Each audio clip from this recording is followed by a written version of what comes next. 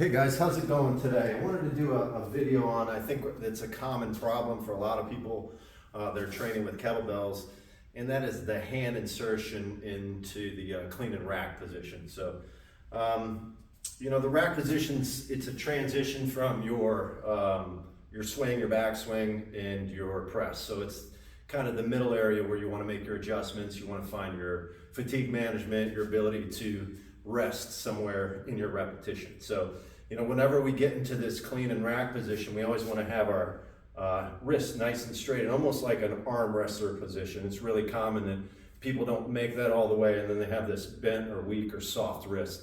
I can't think of one kettlebell exercise where you want your wrist like this. So we always want to make sure we're nice and tight with the wrist, and if there is one drawback, it's the bell on the forearm here, and it's a little uncomfortable, so you could get wristbands to help cushion the wrists. That's basically what you want to do.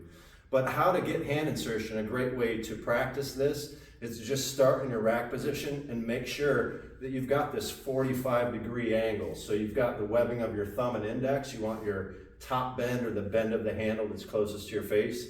You want the webbing and thumb and index there. And then you want contact of the other end of the handle down here in your wrist. So you are always in control of where this bell is turning. This hand position becomes more important when you're doing things like windmills, and when you're changing planes of motion. You don't want that bell to roll on you. The bell will turn with your arm, but you don't want that bell to separate from your grip of your arm. So that's the first thing, is we want to just start in this rack position with a good handle position on your palm. So what I instruct people to do is just get in this rack position and work on the drop from this position.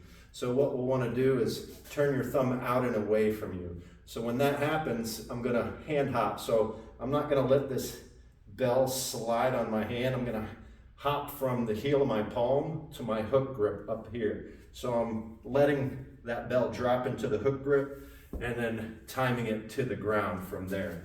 So some rack drops are a great way to practice that hand insertion. So we'll spin it out, skip the line of the calluses, catch it into your backswing, or you can just catch it right back to the ground. But then you're just going to reverse it. It's going to come off to the side, and we're going to get our hand nice and deep into that handle. So depending on what you're using kettlebells for, it should be irrelevant as far as hand position is concerned. You always want to use this technique. So hope that helped you guys out. If you have any questions or any concerns, any other videos that you think might help you with kettlebells, just please drop me a comment or send me an email. I'd be glad to help. Thanks for watching, guys. I'll see you soon.